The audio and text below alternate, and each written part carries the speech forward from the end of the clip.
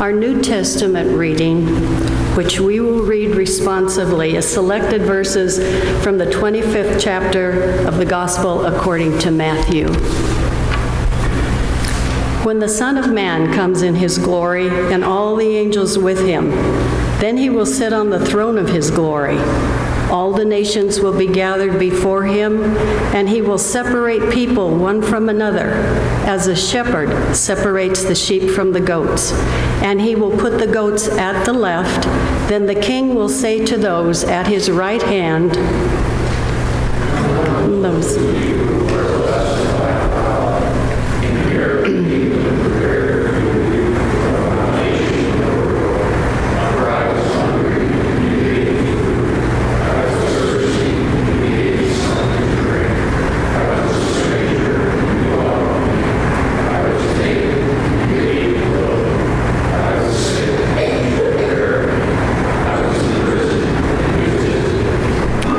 Then the righteous will answer him, Lord, when was it that we saw you hungry and gave you food, or thirsty and gave you something to drink? And when was it that we saw you a stranger and welcomed you, or naked and gave you clothing? And when that we saw you sick or in prison and visited you? And the king will answer them, just as you did it to one of the least of these who are members of my family, you did it to me.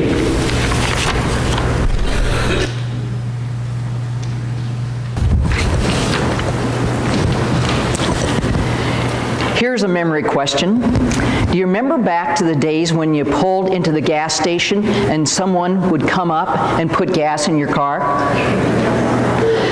That was a while ago. A minister one day was waiting in line to get his car filled with gas, and there were quite a few people ahead of him. Finally, it was the minister's turn. So the attendant motioned for the minister to come forward, and the young man said, I'm so sorry, Reverend, about the delay. It seems as if everyone waits until the last minute to go on a long trip. And the minister chuckled. I know exactly what you mean. It's the same in my business. For our long trip, we're supposed to have salvation, which for now we're just going to define salvation to mean that we are saved from evil and we know that God loves us unconditionally. The emphasis to which I invite you this morning is the concept of salvation or forgiveness. And the question is salvation inherited or discovered? This is the story of the Last Judgment, found only in Matthew. But we need to ask the question, what's up with the sheep and the goats? Jesus, as we know, told a lot of parables. This one, the context was Palestine, and people who were herds people put their flocks together. They put sheep and goats together. And the sheep were worth more, so they were more valued. And the goats came along for the ride, but they were not as valued. So the story that Jesus tells is the sheep were on his right hand, more of a place of honor and respect. And the goats were over here, not on his right hand. And Jesus talks about the sheep as being people who do good works, who are folks who are not selfish, and who care about other people. The goats, on the other hand, were selfish and did not do good works. And that's the essence of the parables. So the winners were the people, the sheep, who did good works, were not self-centered, and oftentimes acted without knowing what the answers were. So when you read the scriptures, there are lots of references to sheep and goats and a bunch of other animals, not to taffy, but to a bunch of other animals, and always the sheep come out. So we're invited to be sheep. There's a pastor at Westminster Presbyterian Church in Turbine, California, Robert McCullen. He says, the winners, the sheep, are those who understand that, quote, in the same way that belief can foster faithful action, right action can nurture belief. And then he goes on to explain his concept, because that's pretty radical in terms of salvation. Is it inherited, given to us, or is it discovered? So Reverend McClellan goes on to say that these two are not opposed, that action through which we discover salvation is intertwined with the salvation God gives us, so that the faithful move through life not afraid of a vengeful God throwing out eternal punishment, nor as those riddled with guilt, but simply and wonderfully as those changed by the transformative Spirit and the Word into those who feed, share drink, welcome, and clothe. God's salvation inherited means that God sees our life through God's eyes. Let me do it again. God's salvation inherited means that God sees our lives through the eyes of God. Salvation discovered happens when we see in others God. Salvation discovered happens when we see in others God. Now, it's no secret that there are people in life we don't like. I always assume they don't like me either, so it feels like a fair exchange.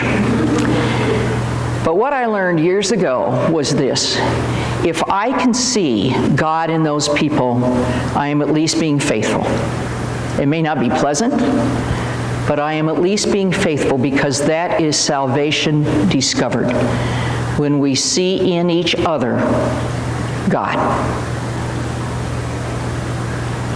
It is a frequent prayer of mine, God help me to see God in this person, especially if they are people that I struggle with.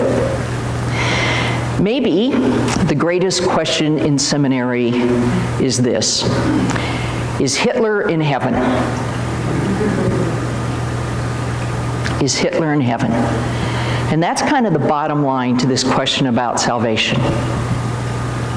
So is Hitler in heaven? Salvation inherited, given to us. Salvation discovered through all the kinds of atrocities Hitler and Stalin and other people that we could name as more current figures have done. And this is a bottom line question in terms of our faith. We are given salvation because God loves us. We are given symbols of our salvation and symbols of our love of God, in lockets, in family, in little puppies given by children. But what does salvation mean to you? The call came quickly. There was a knock on a door to a Lower East Side Manhattan apartment in December of 1932. Think of 1932. The Depression, poverty, people were dying of lack of food. Poverty was everywhere. The man who knocked was unshaven, wore a tattered and dirty coat. He was an immigrant to the United States from France, but he was a man of vision. In the midst of this terrible, terrible time in the history of this country, his vision was that there was something to do, a way to discover salvation, if you would. And he had this idea that farmers could develop communes where people could live and they could grow the food and they could be fed. He had this idea that there could be houses of hospitality where people could come and live and work together so that people could be fed. Not everyone, but a lot. The knock on the door in 1932, and a woman answered the door. A woman who believed she had inherited salvation, but she didn't know if she had discovered salvation because she hadn't been out there looking at people through the eyes of God. Her life had been varied, would be the nice way to state it. She had been a journalist for radical newspapers. She had lived in poverty. She had a short-term marriage. She had an abortion. She was now a mother, a single mother. Her life had not been easy. But she knew somewhere in her soul that she needed a way to discover salvation, to live as if everyone had God within them, which we do as children of God. Together, this woman, Dorothy Day, and this man, Peter Marine, formed a new movement, the Catholic Worker Movement. They wrote a 1 cent a copy newspaper and sold copies at Union Square to make money to start the communes and the houses of hospitality.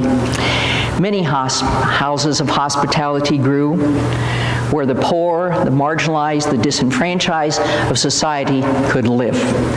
Over the years, a farming commune was formed where people could grow crops and eat and take that food to town so that people could be fed. Today, Catholic worker houses not affiliated with any church particularly are all over. They are dedicated to serving the poor and seeking social justice. I worked with one of those homes. These are people that are easy to not see God in them. But God is in them. God is in them in the midst of alcohol and drugs and sordid lives and lack of employment and struggles and prison records and all the rest. God is in the people who live in Catholic worker houses as much as God is in you and me. The people who live in these houses over the many years are testimony to the fact that people who believe in God are given salvation. And through the efforts of many people in Catholic worker houses and in the work you do, we discover salvation, that God is in everyone, that we are forgiven people, and we are blessed people. Salvation, is it inherited or discovered? Through God's mercy, the answer is, it is both. It is both. Amen.